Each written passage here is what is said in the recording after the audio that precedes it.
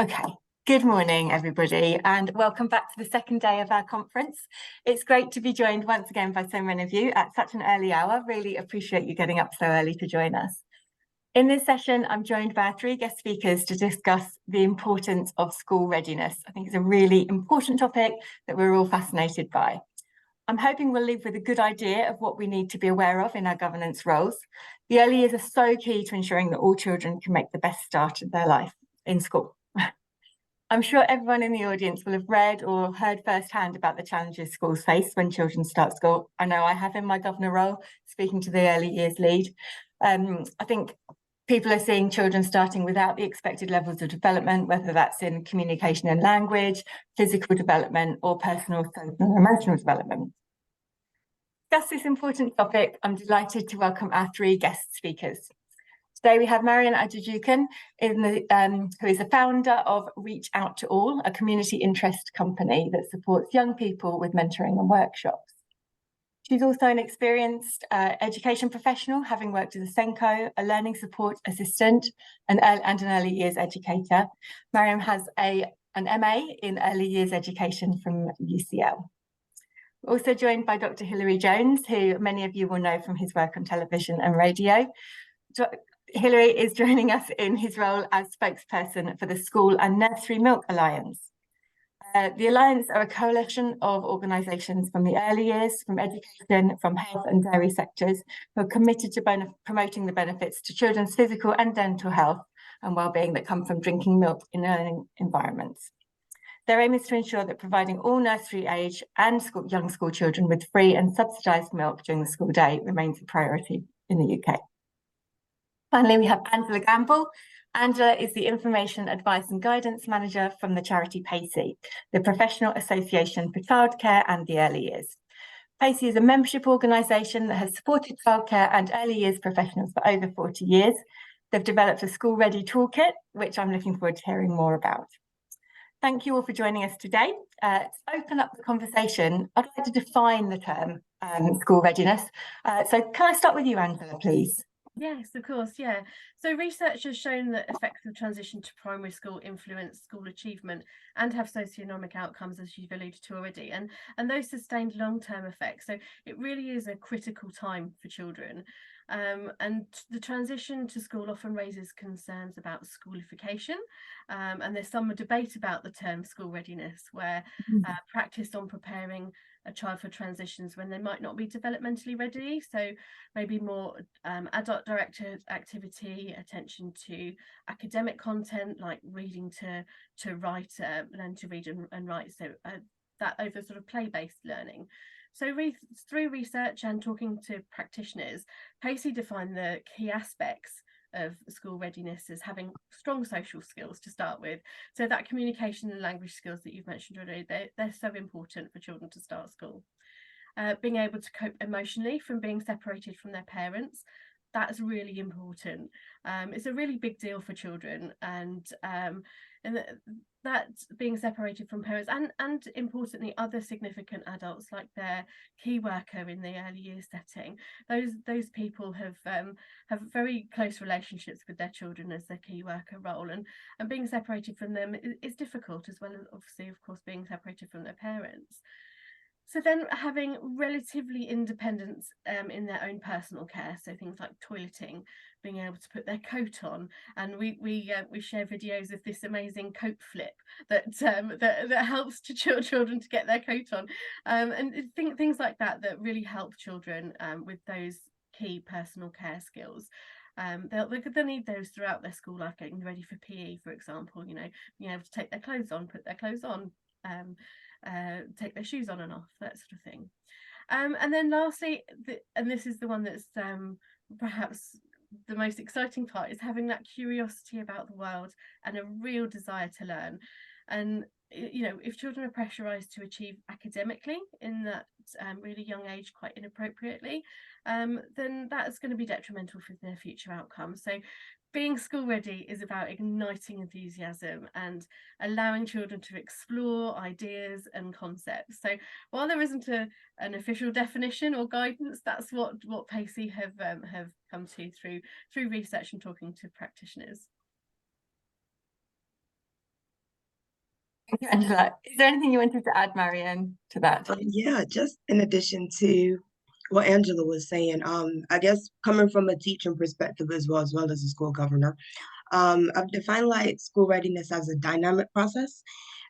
Being able to see like how it evolves and ensuring that the relevant support and opportunities are there for children with, for example, children with special educational needs, children who have English as an additional language. I do believe it will take them a little longer to be able to get ready for school, to get settled into, for example, again, a new environment. A lot of young children that I work with currently are still settling in, and we're in the 4th week of school.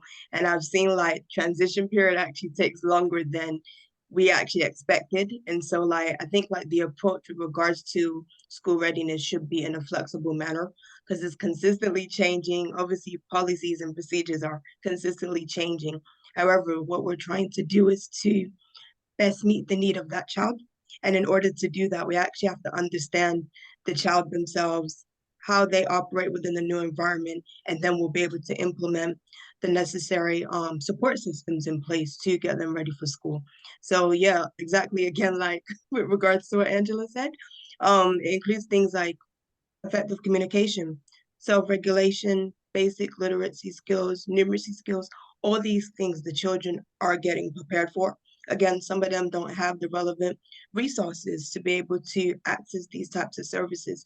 And so those are things that we have to bear in mind, as well as working alongside the parents and other educators to get these children ready for school in a new environment. Thank you, Marianne. Is there anything you'd like to add, Hilary? No, just that as a parent myself of 5 children over the years, I'm fully able to identify with the anxieties and the readiness that is required to get children to school happy and ready to learn. So I'm completely on board and very flattered to be part of the conference today. Thank you. But I guess one of the questions that we have at the moment, and I think I speak to early years professionals in the school where I'm a governor, it comes through is that actually some children are coming less ready to school than they have done previously, whether that's COVID or whether that's just other circumstances. What are the key areas of concern that you're coming across in your work, Marianne? I definitely say, so in the morning, the children come through the school doors and they're literally just crying every single morning. Wow. So we literally have to just find a way to settle them in the best way possible. Again, like you said, it could be due to like the COVID transition, which is very big. And so some children were born around those periods, and to be coming into like a little structured environment with regards to, okay, sit on the carpet, get ready for reading, or to putting up your jacket and book bag. It's a lot of repetition, which is very understandable. And again, a lot of emotional support, I believe, is needed for the parents as well as the children, because again, the parents, they want things done quickly, but again, it's like we want to do the best we can to meet the emotional needs of your child, and obviously just understanding the environment that they're in to better settle them in. So it's a consistent journey that we're on, and we're trying to like find the best strategies and approach for the children to settle in. So like, again, we've been doing story time, or again, we put on calm music, which is very beneficial, which I've seen with a lot of children. Calm music really just settles them in to the day. And yeah, it's actually very, very beneficial. So that's been helping. Lovely. So that transition at the beginning of the day is the key area. Angela, what's just to add that, I think Marianne summed it up really nicely there, but those the transition to school is one thing, isn't it? But they have those everyday transitions, those the start and the end points of the day. They're really critical times as well, aren't they, for the child? So I think anything you can do to slow that down, to not be as rushed, to allow that time that they need to adjust from being at home to being in the school environment. That I remember, I've got 3 children, they're all adults now, so I remember those school transitions, those getting them ready for school. It's always a rush in the morning, isn't it, trying to get out the door, and parents will have whatever they've got to go on to next, whether that's work or study or something else that they're doing that day.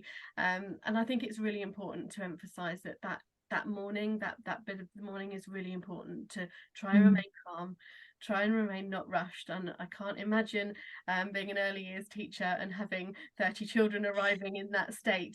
That's quite overwhelming, isn't it, for everyone? And it's a cumulative effect, isn't it?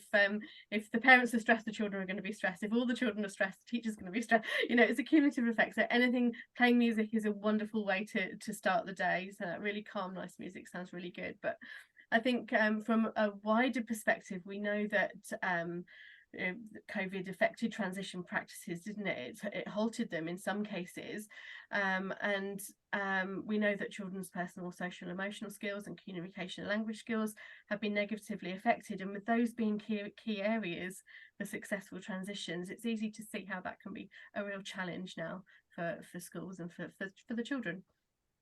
Thank you very much. Hilary, thinking more on the physical side, what extent does nutrition play in a child's development and readiness for school? Well, of course, it's absolutely essential. And I know that as governors, you know your responsibilities to fulfill the food standards, a constant challenge. Speaking with my hat on as supporter and ambassador of the SNMA, the School and Nursery Milk Alliance, I believe that the provision of free or subsidised school milk is ever more important for lots of reasons. I mean, as a child, I was lucky enough to have school milk. Back in those days, as I'm sure you can all remember, it was often left in a crate out in the sun with the fat floating to the surface, and it wasn't all that palatable. These days, where it is provided, it's very different. It comes cool from the refrigerator. It is in individual cartons, and it can be enjoyed by the children in a social setting, hopefully at the mid-morning break, which is the optimum time. And I'll tell you why that's the best time to provide milk in a moment. But yeah, I think it's really important that school milk is provided going forward, because it is the nearest thing to a complete meal in a cup. We know that it's important as a healthy and tasty option for children, especially at a time that we know lots of children are arriving hungry to school in the morning. They've skipped breakfast, or they haven't eaten since early tea the night before, and this can affect their cognition. So much so that we've got evidence from research from Northumbria University showing that providing school milk certainly assists with dental and bone health for children. When you think that the main reason for admission to hospital these days is dental extraction for children, we can make a huge difference by providing that calcium and vitamin D necessary for strong teeth and bones in milk. In 5 to 11-year-olds especially. Then we've also got the research showing that regularly drinking milk can prevent childhood obesity, and that's really important. There are lots of reasons for this, but we know that especially in deprived areas, the prevalence of childhood obesity is very much greater in those deprived areas than in the least deprived areas. I've got some figures here you might be interested in, but in the reception age children, the prevalence is 2 times higher, 13.6% obesity in the most deprived areas compared to 6.2% in the least deprived areas. And that's even worse by the time you get to year 6, 31% compared to 13.5% in the least deprived areas. So if we can prevent some of that obesity by the provision of milk, which is evidenced by Northumbria University's work, then so much the better. Now, I mentioned the provision of school milk at mid-morning break, and if children have missed breakfast for whatever reason, and we give milk at mid-morning, it definitely helps their cognition. It helps them to concentrate. You get a better outcome from their educational input. And this is a win-win for everybody. It's a social setting with children sitting around, and they're not waiting till lunchtime to have their milk. They can have milk at lunchtime, of course, but milk is quite satiating. So if you give milk as well as solid food, they're less likely to eat solid food as much. So it's best given on its own at mid-morning break. That's what I think is the optimum. So it staves off their hunger. And this helps children across all of the socioeconomic backgrounds.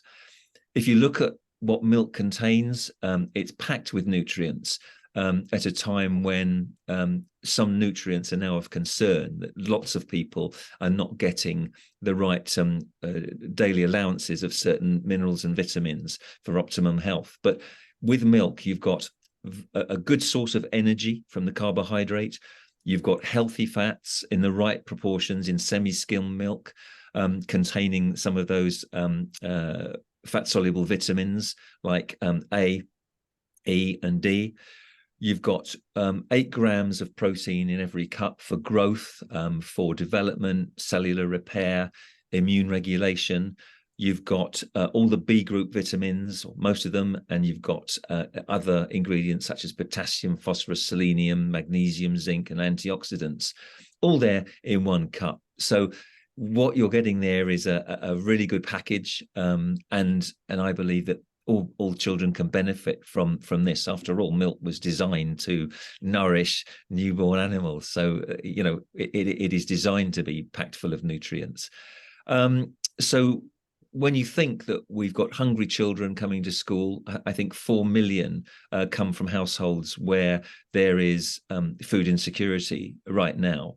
I think we should explore all of the domestic schemes for the provision of free or subsidized milk, which are going to replace the previous EU schemes that are being phased out and being replaced by domestic schemes. And we're currently at the SNMA lobbying hard to the various parliaments to make sure that we maintain this provision.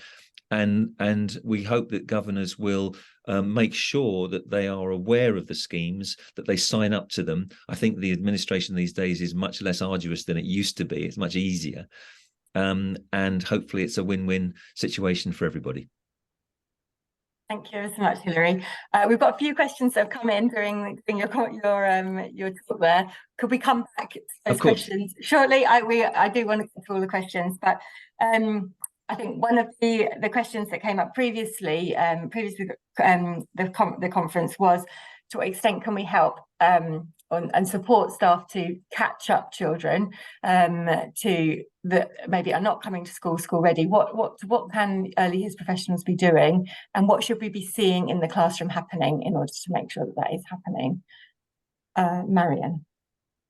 Yeah, with regards to catching up, I definitely think it's important, again, to have a good relationship with the parents, because first and foremost, the first person the child learns from is their parents.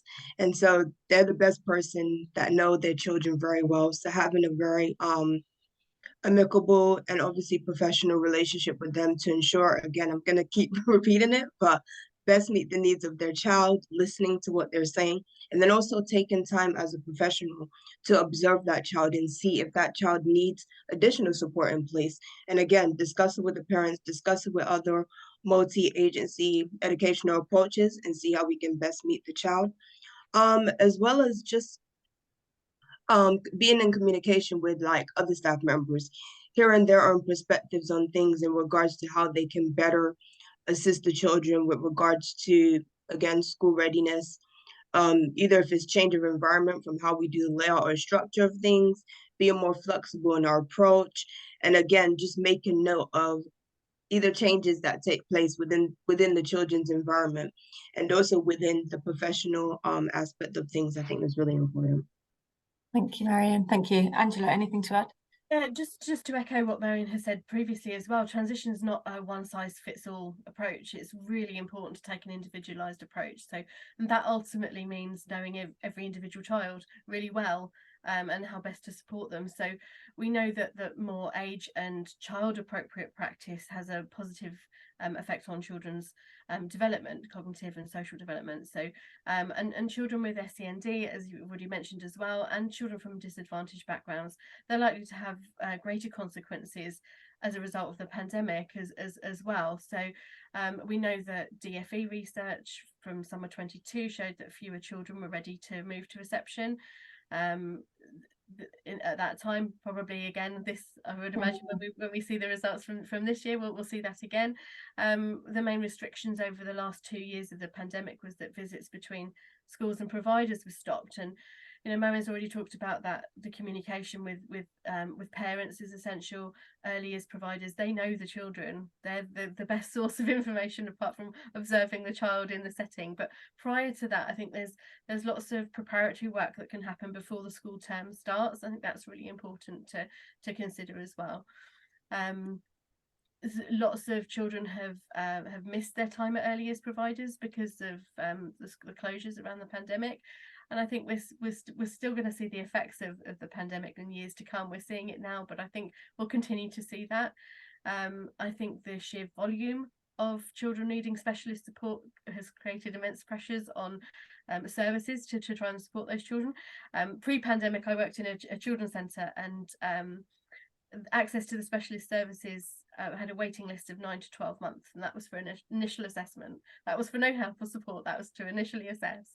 And I think that has just been exacerbated, if that's the right word, by the pandemic. And especially in children's speech and language and communication skills, we know we've seen evidence of the effects of that. So I think that has contributed to this sort of overwhelming crisis in accessing those specialist support services. So now more than ever, early identification of those children who need that support is essential. So sharing that information before the transition starts, so schools can put in place any additional support they can offer and commission those additional services if they need to. Penny Tassoni, early years expert and very delightfully pacey president, emphasises that practitioners should be making speech and language a priority. And she says that being able to communicate, talk and listen is really important. Children with effective communication, speech and language skills can express themselves, they can make friends, but it's also really important for learning. Thank you. Our theme for the conference is inclusion, and we have heard about the 30 hours free childcare that children get if their parents meet certain criteria. It sounds like an inclusive policy, is it? Would you say it's an inclusive policy? Go on, Angela. I know you've got an opinion on this. Well, we could debate that in perhaps another in its own right, isn't it? So at the moment, working families receive 30 hours of free care for their 3 or 4 year old. One parent must be working at least 16 hours a week and paid national minimum or living wage. By September 25, that will be extended to children from 9 months. So that's quite a significant. That is a huge difference. It's a huge jump. Yeah. And there are other schemes that support childcare too. So the 2-year-old offer is available for families who receive some form of income support, or if the child has an educational, health or care plan. So the idea behind those was to make sure those most disadvantaged children had access to high quality care in the early years, so before they reach school reception age. Thanks, Angela. And Hilary, thinking about nutrition, is there a way that we can make sure that milk, for example, is available to children? Is it something that could be rolled into universal school meals? Is that the aim? What are your thoughts on that? Yeah, absolutely, and all the more important if the other meals are being skipped or are deficient in all the nutrients. So yes, I think the provision of milk at some point during the working day has always been a standard that has been established. As I say, mid-morning is the best time to give it. It's palatable. It's also very sort of flexible in terms of versatility. It can be added to soups. It can be added to smoothies, added to oatmeal. It's in terms of its versatility, it offers lots of choices to children. Of course, not all children want to drink dairy. There are lots of non-dairy alternatives that are talked about these days, almond milk, oat milk, but they don't always contain the same nutrients in the same quantities as dairy milk. For example, they're likely to be lower in protein. They're more likely to have additives such as sweeteners, thickeners, artificial flavoring. So it's important to be aware of that as well. But yes, I think the provision of school milk at some point in the school day for every child is an ideal that we need to set. So all children across primary school, maybe into secondary school? Absolutely. It's I think SNMA represent 90% of the suppliers to settings, 10,500 nurseries currently, and then schools and other additional educational settings on top of that. But it can increase dramatically. Part of the problem has been that either parents don't know about the schemes, governors haven't applied for them, and have been sort of put off by some of the paperwork that in the past was quite arduous, but it's much more easy to apply and obtain now, and something we need to encourage. Absolutely, thank you. Yes, Angela. Just to add to that, there is the nursery milk scheme. So nurseries and earlier settings, childminders can also receive funding for free milk for their children. So I think it starts before school as well, you know, the importance of that, and that's available for all earlier settings. Thank you. Excellent. We might want some links at the end to share with the audience to make sure that they're aware and can point the schools in the right direction. On the 30 hours, coming up 30 hours slightly, many schools include a preschool now. So I know lots of the schools that we work with have a preschool attached to them. What are the benefits of that? Or maybe there are things that are not so good. Marion, what are your thoughts on that sort of offer? Sorry, I definitely say that it is a good idea. Reason being is because obviously you have that two-way approach with regards to, again, meeting the needs of the children with their physical, intellectual, emotional, and social development. So you're able to have access to more resources within a learning environment. Also, in addition to that, it just brings, like, I guess when parents are also enrolling their children into a school environment, it gives them that, what's the word? I guess peace of mind, that their children are in the right environment. This is the right place for them, for their learning, their growth and development and things on that aspect. So again, just setting the right foundation for the child's learning and development. I think that's really crucial. And taking time to invest in a child's early years education, I do think that plays a crucial aspect with their learning. So again, every child is an individual child, and some learning environments are not ideal for them and some of them are. So again, it's the parent and also the teacher working hand in hand to ensure that I sound like repetition, but yeah, best meet the needs of the child with regards to the environment. Because again, for example, like working with a child with special educational needs, there's different types of special educational needs. And so we have to ensure that that environment is inclusive for them. We're able to meet them with the resources that we're providing. The environment is safe and various aspects like that. And yeah, I think also being able to have a strategic approach in place when it comes to having these types of school. But yeah, it does have its advantages, I would say. And I think it's how that type of school environment is being utilized and if it's being utilized effectively for the children. Excellent, thank you. Thank you. I guess it helps with transitions as well. If they're on the same site and they're seeing the same buildings and are more aware of the situation. Angela, did you have anything to add on that? Yeah, I think it's really important to recognise that all settings, childminders, nurseries and preschools, all deliver the same framework. They deliver the IGfS, so it's really important that that's recognised and valued. And while preschool settings in schools may have an advantage for some children that they might be familiar with the school building, the route to school, maybe even some of the staff, and therefore their transition to reception might be slightly smoother for some of those children.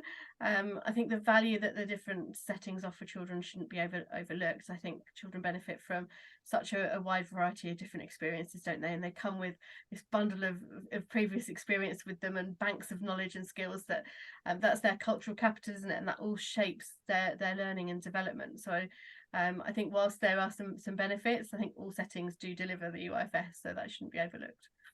I guess it depends on the child, doesn't it? Depends what setting suits them best, and only the parents will know what works for their child. Exactly that. Some children won't have been to a childcare setting; they'll only have been to a preschool, for example. But some children will be in daycare from a young age. So and they're all delivering the same framework. So that I think parents can be confident that the children will receive the same education. Thank you. We talked a little bit about the settings there. as governors, we'll go in and do monitoring visits and learning walks and see around the school. And the early years classroom is very different to the rest of the school, I would say, certainly when you go in. What should we be seeing as governors when we go into an early years classroom? What should we be spotting to see, okay, that's good, that's how we want it to be, rather, you know, as opposed to a classroom further up the school? Can I go? Go on, Angela. This is a brilliant question. I love it. I think it's a really good question. They should be seeing children playing. Right. It's all about play. Yeah. Indoor, outdoor. I think that's key. Yeah.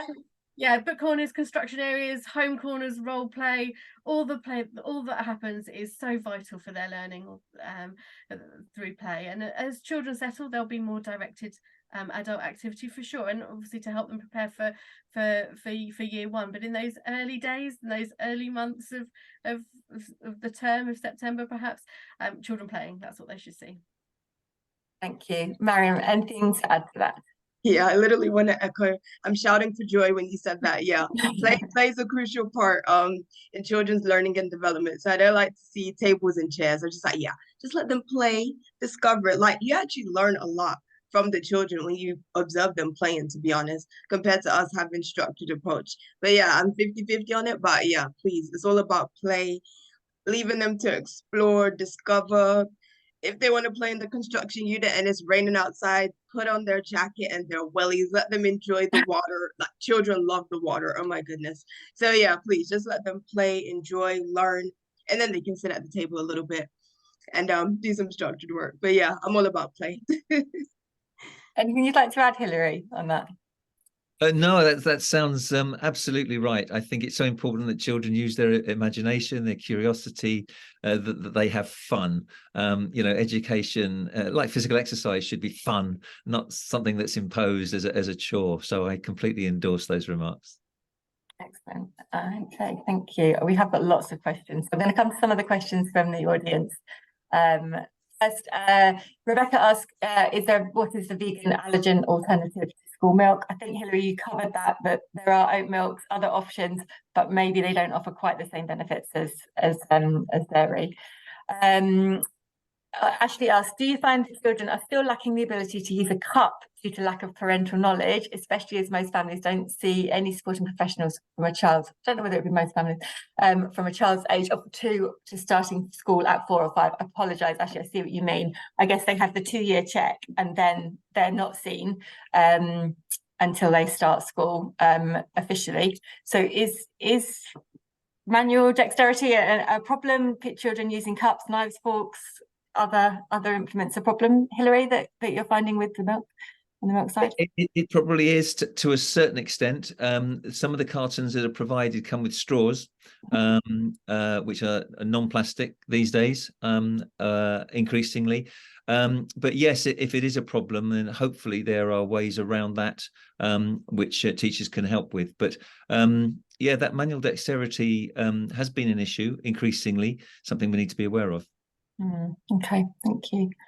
Did you want to say something, Angela? Sorry. So just in agreement, really. I think, you know, children who aren't in a childcare or preschool setting before they come to school, and therefore it's parents' responsibility to teach those skills, isn't it? So I think again, pre-preparatory information is really important. So when a parent has applied for the children's school place, and that process is underway, and that's a really good opportunity to start the dialogue with the parents, I think, and they can tell you about the child, and they can the school practitioners can tell them what we expected of a school day. This is what we do. We sit down, we drink milk, we eat our fruit, you know, and these are the skills that the children might need to start working on to prepare themselves for that. So I think that it goes back to pre-preparatory work as well. I think that's really important.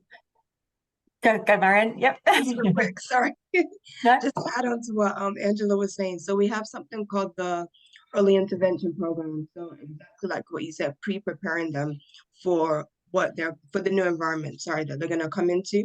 So like visiting their houses, seeing their home environment, what the child can do, what the child can't do, and then we'll be able to best support the child when they come into their new learning environment. So early intervention actually plays a key part as well in getting children ready for school and in the settling process. Okay, might be a good time to mention the school readiness kit, Angela, because I think it's available for parents as well as Yes, yeah, is that right?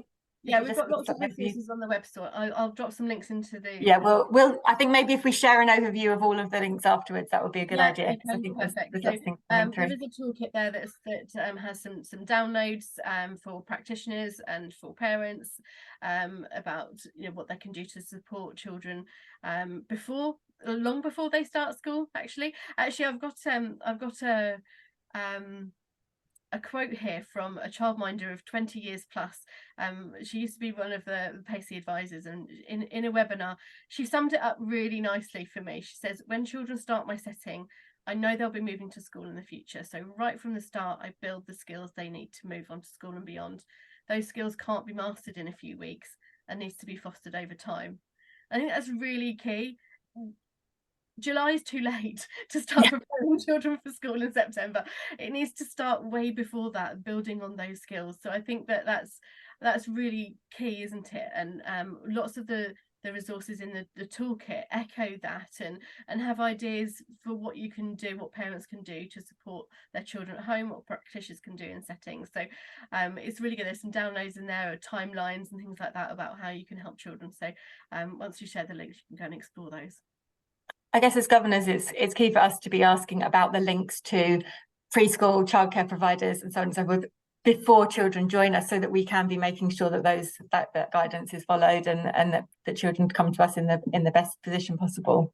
Yeah, and it is such a personalised process. So as a parent, my daughter was a summer born baby, 4 in July. She was so ready for full-time school in September. She went flying through those doors. It was amazing. I thought, this is good. I like this.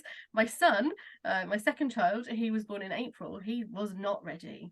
He actually didn't start full-time until mid-January, February time of the following term. So even there are options, aren't there, for parents to defer their places and to think about starting school later. And it really is important that that's done in the best interest of the children. Is that something that we're finding happening is more and more? I mean, I've sort of heard about it incidentally that people have decided to defer their child's start. There is so summer born children particularly may not, because they can be almost a year behind their peers, can't they, when they start school in a chronological age. So that has significant impacts on their readiness. So parents are choosing to defer their school place or start them later on. So like I suggested there are different times, aren't there, that they could start later. They could start part-time in September, they could start partway through the year, or in the next school year after they've turned 5 and reached that compulsory school age. Are you seeing more of that, Marion? Yes, definitely. Yeah, currently at the moment, so obviously a lot of the reception class I'm currently working in, a lot of them are doing halftime, especially those with special educational needs who are finding it hard to settle in. So like, for example, a normal school day would be like from 8:30 till 3:30, but they'll come in at 8:30 and leave at some of them leave at 11 o'clock, or some of them will leave at 12, 1 o'clock, whichever best meets the child's needs. Because again, they're not used to that type of routine. And for them, it's like extra work to have to put in. So yeah, some of them, I was just like, look, the child is restless and they need to leave at a particular time and they can't stay the whole day. This is very understandable. It's a new environment that they're in, new routine that they're going through, and even just psychologically and emotionally, like it's a lot for that child to deal with. So I guess I'm privileged to be working one-to-one with those types of children and better understand how I can best meet their needs. So yeah, we're definitely seeing that. Seeing an increase. Thank you. There's a comment from Robert which absolutely resonates with me, that support staff are invaluable in understanding individual children's learning needs, and the problem that unfortunately, because of budgets, a lot of TAs and learning mentors are getting cut because of that. Is that something that you're concerned? Do you have any comments on that? Yeah. Absolutely tragic. They're vital, as you said. Yeah. Is really unfortunately. Yes, unfortunately not. Marion, did you have any comments? Sorry. I know you Yeah, were an literally, LSA, I'm weren't you? all in agreement with them. I'm in the boat right now, so yeah, 100%.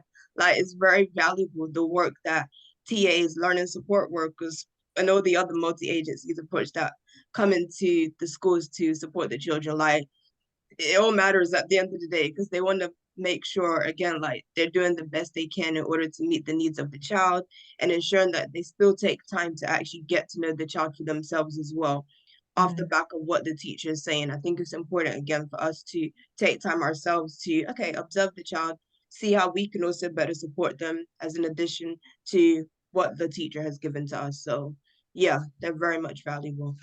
I think, I know in the school where I'm a governor, we prioritise the early years for our learning support systems, absolutely, because of the ratio that you need to have, but also because it's recognised that it just adds so much value. Yeah. There's a question for you, Hilary, about alternatives to milk. How does fruit stack up against milk, for example? What are there any other alternatives for children who maybe are reluctant to drink it? Yeah, is there other? I know a lot of schools have free fruit right now. Yes, Yes. is that right? I know we have. Yes, it's sometimes I mean, it was mooted that it would be offered as an alternative. Ideally, you'd have both because, you know, nutritionally they're very different. So fruit would contain a lot more of the sort of vitamin C, a lot of more fiber, and both are important in an overall well-balanced, healthy diet. Yes, ideally you'd have both. If people, for whatever reason, can't tolerate dairy, if they're lactose intolerant, if they've got ethical reasons or dietary restrictions, alternatives are available. But it's the point about dairy is that it's so convenient to have it all in one cup, if you like, one carton. So yeah, fruit's important as well. If you look at the Eat Well guide, it will give a guide as to what food elements in what proportions are ideal. So you'd have, you know, enough protein, enough carbohydrate for energy, enough water, dairy, and nut seeds. It all needs to be looked at as a whole. So yes, I mean, there are alternatives, but be aware that they may not give you all the nutrition you need, and that there may be deficiencies that people need to be made aware of. Okay, Brendan has given us a lovely quote. Learning should be fun in Key Stage 1. I like that. Very nice. So a question from Fran. Do you know of any funding streams which support charities to provide school readiness projects? She's part of the local Home Start, and we do have some experience in delivering these programmes. Are there other funding streams that schools and governors can make schools aware of to be tapping into? Do we know? Not sure? No, I don't know the answer to that question. So No. only that Home Start do an amazing job. Keep doing what you're doing. Thank you. Yep. I'd probably say definitely check the government website. Like, I'm sure there might be something on there. You just have to do your research, scrutinize the government website. I'd say that. Okay, good. Hilary, could you just remind us, so how do we access the free school milk, the milk schemes? Is it through the Alliance? Is there information on the Alliance website? So the obvious source of further information would be snma at snma.org.uk. That's the contact, and they can provide you, because it's be different in different areas depending on, you know, whether it's England, Wales, Scotland, Northern Ireland. There'll be different scheme setups there. So the best thing is to contact SNMA direct. Okay, thank you. In other countries, children start school later. We know that there are other countries where children are starting at 5 or 6. And we talked about the fact that some parents are opting to start their children later. Is that something that we should be considering more universally in the UK and in England and Wales? Is it something that you would vote for, really? Yes, Mary? I would. I'm an advocate for this. Okay. I said, what are the benefits? I'm allowed to bring up my kids when I have them in a Scandinavian approach. I just love like the Amelia approach, the raise your Amelia, like it's absolutely phenomenal. Because like I think it has more advantage. Like again, it goes back to the importance of play. Like you're literally leaving them to discover, be creative, and build up that particular area of creativity when it comes to their learning and development, which obviously has a long-term effect when they now become adults. And yeah, I would definitely say it should be deferred, in my own positive aspect. One, it enables to, or better yet, it gives parents, caregivers, and educators like more knowledge, skills, and I guess flexibility with regards to the way in which they should, I guess, teach the children, and where the child will also be at when they're prepared to get back into school. And again, it's also putting the interest of the child, putting it in the forefront, and ultimately seeing their educational success. So I definitely think it has a big advantage if children start later on in life, and I think we'll see the benefits of that, to be honest, compared to what we're seeing at the moment. So yeah. Okay, thank you. Angela, did you want to add anything on that front? I think you agree? What is most important is it right for that child, and I think that's, we keep coming back to that, don't we? We keep echoing and repeating ourselves and saying that, but it really is that it's not a one size fits all. It's what's important is that it's right for that individual child. Thank you. Okay, so as governors, what should we be asking our school leaders to make sure that we know the situation in our own schools regarding children's school readiness when they arrive, and how we are supporting them to ensure that they're ready for Key Stage 1 and beyond? What questions should we be asking at our board meetings? Shall I go?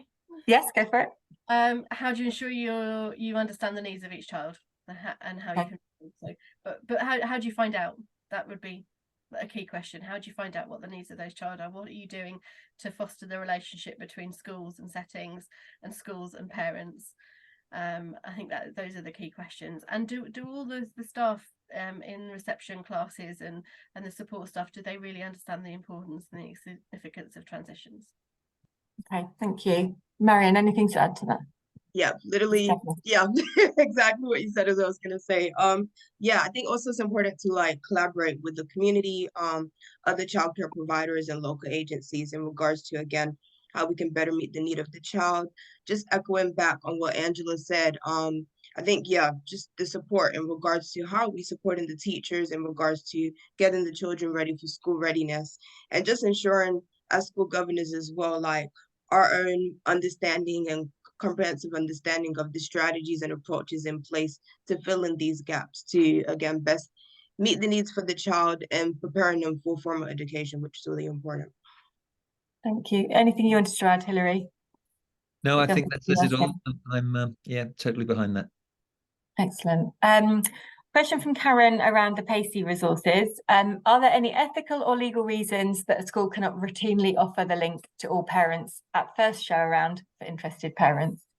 No, please do share the link.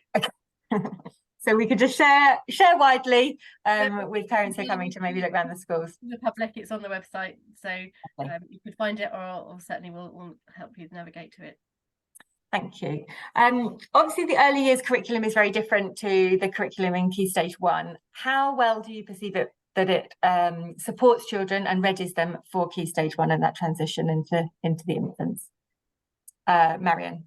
Yeah, I think at the moment it's like a holistic concept that we're currently facing, and not just the academic aspect of it. So again, like it's also considering the social and emotional development, and also like the quality of teaching that we are trying to bring to their learning environment. These are like one of the key factors that I think should be considered when it comes to, again, the effectiveness that we're trying to bring into the Key Stage 1 and earlier sector within education. Thank you. Angela, did you have anything to add?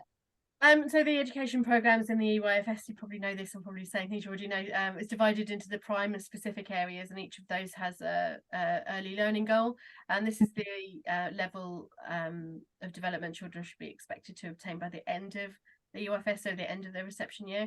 And just going back to what I've already said about the pre-preparatory work that happens in early year settings, and what Anne Gallagher, childminder, says, it starts from the beginning that child is in childcare and earlier settings. So I think it does enable that support to be ready for Key Stage 1. Okay, thank you. A question from Marvin is, how would teachers demonstrate or document they know the needs for each child? What should we be expecting to see on that front?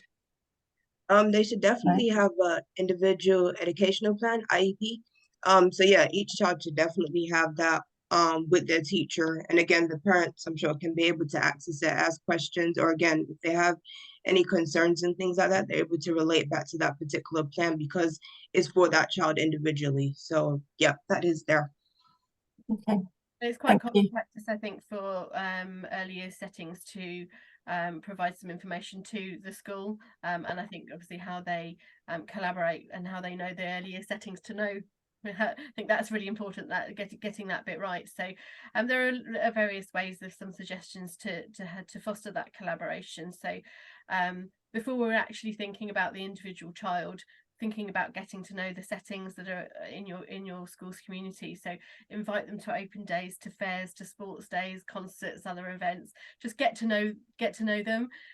Visit the settings, importantly as well. I know obviously COVID put an end to a lot of that, but we can do that again now. We can visit settings, so that's really important. I think sharing photos and informations with schools' early years providers is a really key.